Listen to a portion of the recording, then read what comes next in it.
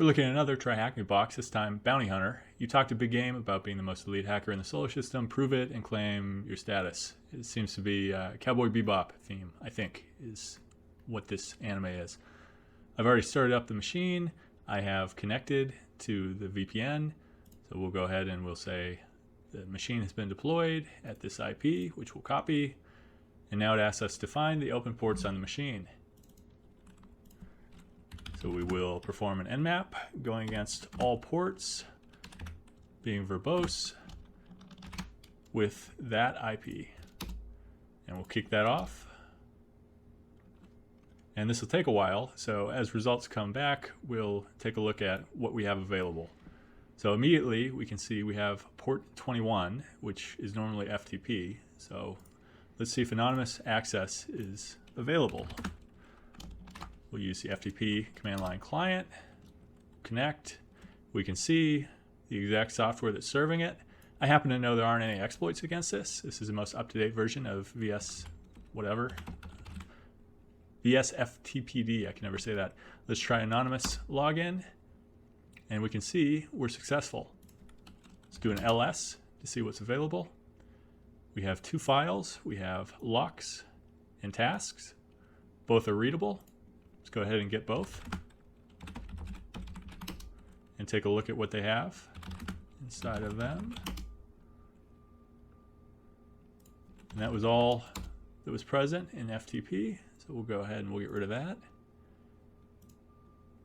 So as we look at tasks, we see 1, protect vicious, 2, plan for red eye pickup on the moon. And it seems Lynn wrote these tasks. And then we have locks, and it looks like what could be passwords, potentially. Let's go back to our nmap and see where we are. We also got a port 22 and a port 80. Let's go ahead and let's open Chrome. And let's take a look at port 80.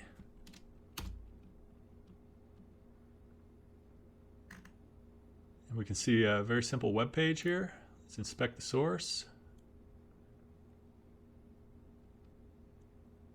Not seeing a whole lot here. We are seeing some names though, which may be helpful. Ed, Ein, Spike, Jet. And I've already read the backstory. I didn't see anything meaningful other than that we're supposed to hack in. So we could get some usernames out of this, which may be helpful in later attacking username and passwords, brute forcing things. We could also begin a Go Buster potentially against this.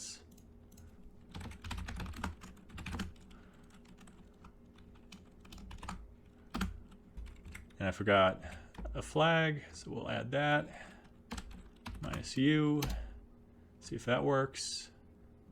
And it does. So we will now consider our one last, well, we have a few answers actually. So let's go back to our initial page.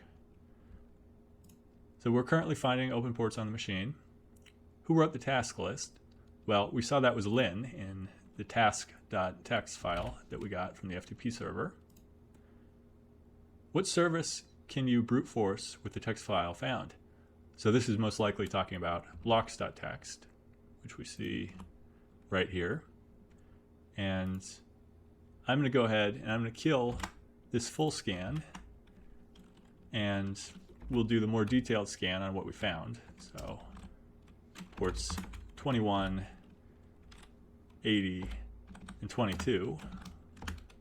We'll do OS discovery and other nice things, default scripts and default versions on those ports. See what that gives us. The reason we don't do that up front is just because it can take a long time doing the default scripts for every port, so better to first find what ports are open and then scan them in detail. In all likelihood, 22 is an SSH server, so we could try using Hydra to brute force that, given the usernames that we know. I'll leave this scan going, as it'll probably take a minute, and we'll try SSHing, and we'll see if, one, it is an SSH server first. So let's try root at our IP, and we're presented with assert. So this is running SSH, so that's great. So let's try these passwords that we have using Hydra. Hydra is a password brute forcer.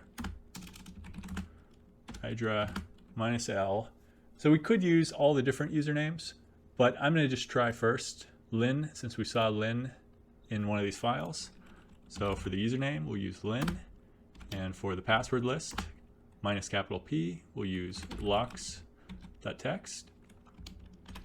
We'll go against our IP, and we'll use the SSH module of Hydra.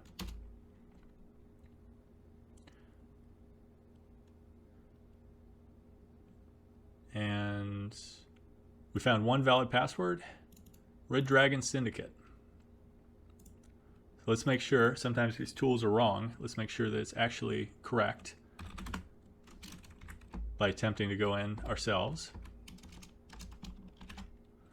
Oops, that should be, sorry, Lynn, not the password. So we will SSH as Lynn,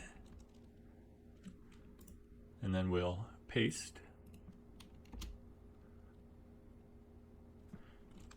And it worked. We are now logged into a server that's called Bounty Hunter. You can see if we looked at hostname, oops, if I could spell, hostname, Bounty Hunter. And this is a Linux box, 64 bits, relatively recent. Okay, let's see what's in our current directory. We have a users.txt, which is probably the user flag. And that looks a lot like a flag. Let's go back and let's fill in all the detail that we've gotten up to this point. So we discovered that we could brute force SSH with the text file found. We found the user's password, but I don't have that currently copied. So instead we'll go on to users.txt and we'll fill that in. And let's go back and get the user's password. And if I was being a little more disciplined, I'd be taking notes right now, but I know this is a relatively easy box, and so I think I can do this quickly. Maybe that'll be a mistake, but it's got to be here somewhere. I just used it. Oh, that's right. It's... yeah, I should have been taking notes the entire time because I can't find that Hydra session that told us the password. Ah, there it is. Okay, so lesson learned. Take good notes versus just slamming through this stuff like I'm trying to do here. All right, perfect. So we're left with one last thing. We need to get root.txt, which means we need to find a privilege escalation on our box. So there's low-hanging fruit that I typically look for before I go into any kind of script, enumeration script. One thing I like to always look at is I like to look at what's available through sudo. So I'll list the different executables that can be run as root. We'll provide that Red Dragon Syndicate password. And we can see bin/tar we can run. And I happen to know that tar is something you can use to gain a root shell. And we can find the details if we go to GTFO bins and take a look at their recommendations.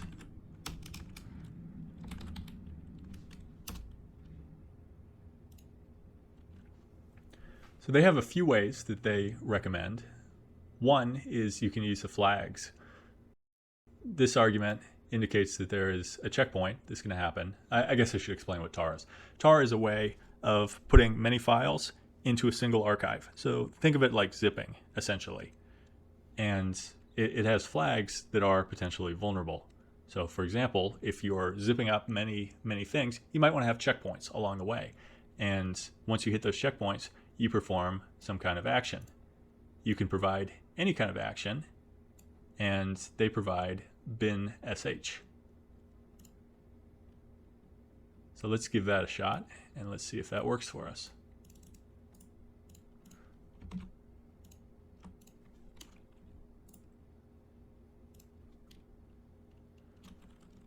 And it did something. Let's say, who am I? I'm still Lynn. So that didn't work.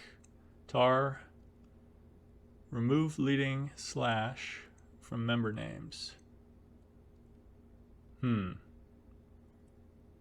not quite sure what it's complaining about. Dev null should be okay. Both the dev nulls.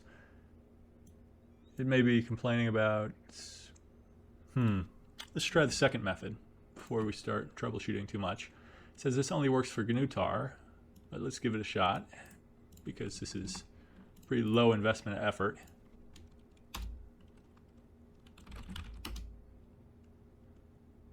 Oh, of course. I'm sorry.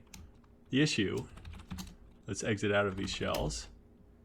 The issue is I was not sudoing when I ran this. Of course, you have to sudo. Now let's see who I am. I'm root. Let's take a look inside root's directory, and we can see the root flag.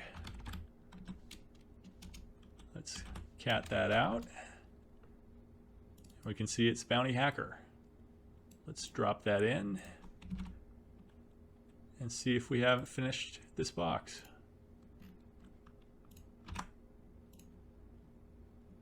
All right, beautiful, confetti. Hopefully this was useful to you. If it was, you can help me out by liking, subscribing, commenting, etc. Thanks a lot.